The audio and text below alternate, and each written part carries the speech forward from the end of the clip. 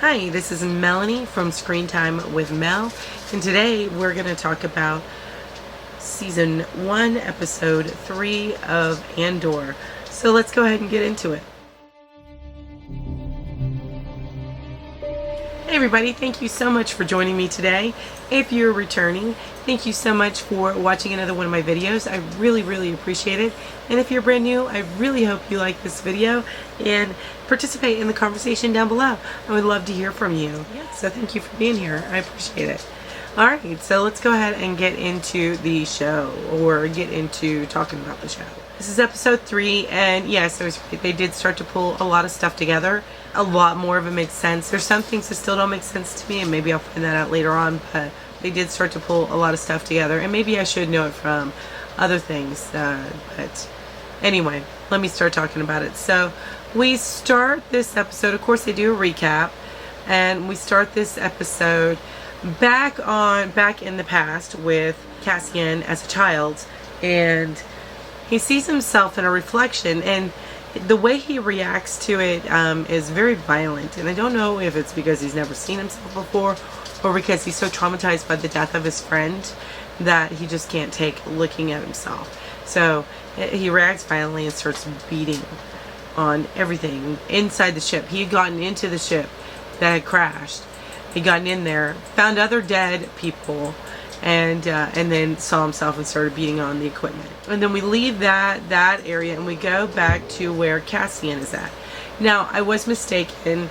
So in the first video, he was on a different planet when he killed those two inspectors or officers, whatever. So he was on a different planet and he came back to the planet. And the reason why he's having a hard time getting off planet is because the guy who went in the ship for that trip no longer wants to do business with him. So there's that. And so he was on a different planet, and he came back to Ferrix. And the blonde guy that I was talking about before, he was coming to Ferrix. So while I thought Ferrix was industrial, I guess there's a lot of commerce on there as well. Not really clear what anybody does there, but I see a lot of people building things and food places and bars and stuff like that. But that's about it. I guess that's any city, right? Whether it's in the Star Wars universe or in our universe, right? It is him coming there, and we'll run into him in a little bit. But as we get into it, you see them traveling, and you see all these people converging into Ferrix. So the inspectors are coming to Ferrix. They are touching down, and they start to spread out and look for Cassian. Or Cassian. And Andor, we'll just call him Andor, which, by the way, I thought Andor was a planet. Apparently it's this guy's last name. Totally wrong on all counts as far as that goes. But anyway, they're looking for Andor. They go and they mess up Marva. I think her name is Marva. They go and mess her up, well, not really mess her up. They just intimidate her and are looking for him in her home. And while they're there, he sends a comm through B, telling her he's sorry and blah blah blah and all the different things. And of course they trace his comm link to the building where he is meeting the blonde guy, which the blonde guy I think is part of the rebellion. Yay! And that may be where I saw him before in Rogue One, because he was part of the rebellion. Andor tries to sell him the piece that he has is a piece of Imperial equipment. And they start to talk about it, and he's like, I know who you are. Do you want to do something to really hurt these guys? Etc., etc. And then while they're there conversing, they get attacked by all the inspectors. And then there's that whole fight scene, which of course is always exciting. They are not as bad with lightsabers or with the laser guns as Imperial troopers are, but they do pretty well as far as that goes. And after lots of destruction in this building, which has a bunch of hanging metal things for some reason in this building. Random, but okay, whatever. They leave, although Andor did try and get that piece back because he felt it was important, and the other guy's like, no, let's just go. Let's just get the heck out of here. They do finally manage to get out of there, but not before. And I need to backtrack a little bit, because that whole relationship that I was telling you about between the mechanic girl and the guy, which I figured out his name was Tim, yeah, that ended up causing some problems because he's the one that called in where Andor was. Yeah. And his girlfriend finds out and is ticked off at him and runs off in a huff to try and save Andor. So she's running off to do that. He's running after her. She gets in the vicinity of where they've got this building surrounded, and they rough her up pretty bad trying to figure out where he'd go next. Tim comes running, and he's like, "What'd you do to her? Why'd you do this? Why is she bloody? Blah, blah, blah," and keeps advancing even though they tell him to stop. They end up shooting and killing him. So he's not going to cause any more problems because he's dead, and she's devastated, which is very, very sad. We go back to Andor and this guy, which I can't remember his name because, you know, no surprise there. The blonde guy. They escape. They get the heck out of Dodge. They're not off planet though. They're still on planet.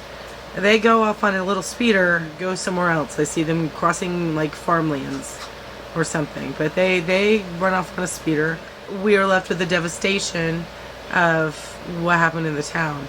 All of the inspectors, but a few are dead. They're calling for reinforcements and medevacs to whatever to come and get them. They're doing that, and the girl is devastated over Tim, and that's where we leave it. Although during all of this, she did find out why Mara's important to Andor. She actually found him. She was on the ship scavenging, I guess. She went on the ship and they heard him, her and her partner.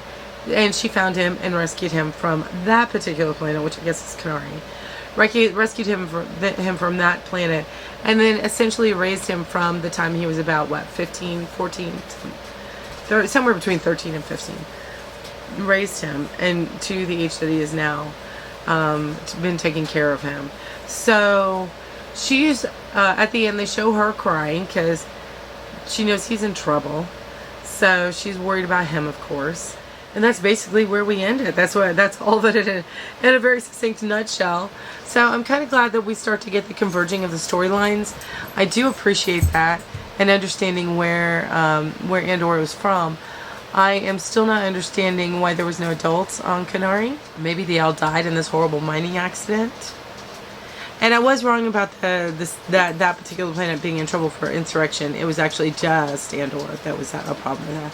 Had a problem with insurrection. So yeah. Anyway, that's it in a nutshell. I am glad I'm getting a little bit more information there. I'm starting to feel a little bit more better about the future of the series and my understanding of it. I can't wait to watch more, you know, when the next episode comes out. So I will be posting that when I can after that comes out. And if you have any comments, need to school me on anything, you need to comment on anything, you need to do anything of that, just leave it all down below. I'm happy to hear from you. While you're down there, if you enjoyed this video and got to this far, definitely hit that thumbs up button. And if you enjoy all things television, some movies, then go ahead and hit that subscribe button. And don't forget to hit the bell so that you're reminded each time I come out with a brand new video. And thank you all so much for being here. Really appreciate each and every one of you. You guys have an amazing day. Thank you so much. Bye-bye.